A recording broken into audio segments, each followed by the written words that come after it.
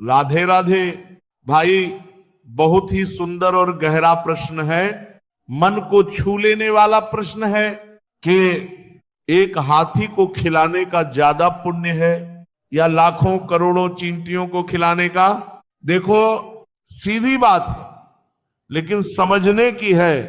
हम लोग अक्सर क्या सोचते हैं कि हाथी बड़ा है, उसकी खुराक ज्यादा है, तो उसको खिलाना ज्यादा बड़ा काम होगा, और चींटी छोटी है, एक दाने में तृप्त हो जाएगी, तो उसका क्या महत्व।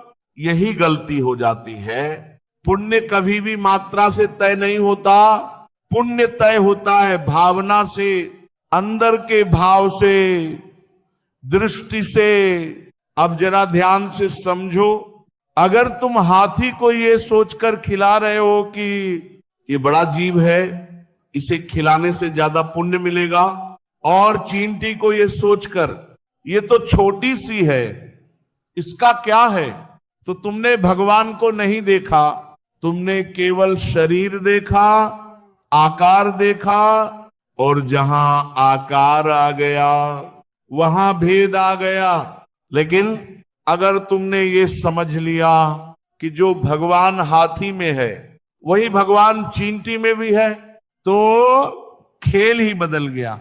फिर चाहे तुम एक चींटी को दाना दो या हाथी को रोटी दो, पुण्य एक समान हो जाएगा, क्योंकि तुमने जीव को नहीं भगवान को खिलाया है। अब एक उदाहरण से समझो, मान लो एक ही सूरज है, आकाश में चमक रहा है, और तुमने लाखों घड़े रख दिए पानी से भरे हुए, हर घड़े में सूरज का प्रतिबिंब दिखेगा, तो क्या सूरज लाखों हो गया?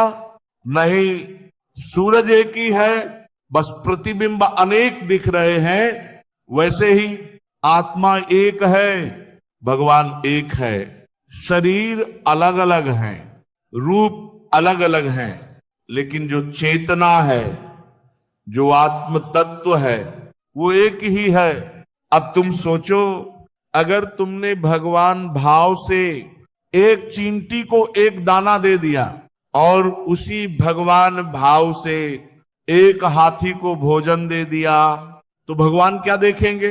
तुम्हारा भाव। वो ये नहीं देखेंगे कि तुमने कितना दिया, वो ये देखेंगे कि तुमने किस भावना से दिया।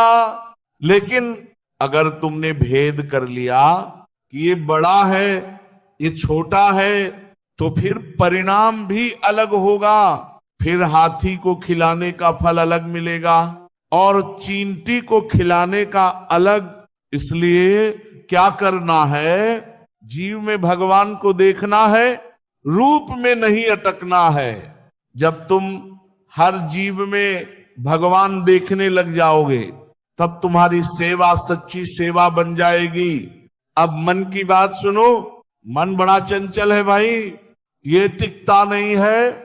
नाम जप करते करते भी इधर उधर भागता रहता है, तो क्या करे? घबराना नहीं है, मन का भागना कोई बड़ी समस्या नहीं है, मन का कहना मान लेना समस्या है। ये फर्क समझ लो। मन कहे ये खा लो और तुमने नहीं खाया, तुम जीत गए।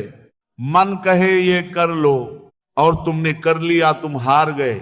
मन तो बोलेगा ही, उसका स्वभाव है बोलना। जब तक भगवान की प्राप्ति नहीं होगी, तब तक मन अपनी चाल चलता रहेगा। लेकिन अगर तुमने उसकी हर बात माननी शुरू कर दी, तो वो तुम्हें और घुमाएगा और भटकाएगा। इसीलिए क्या करना है?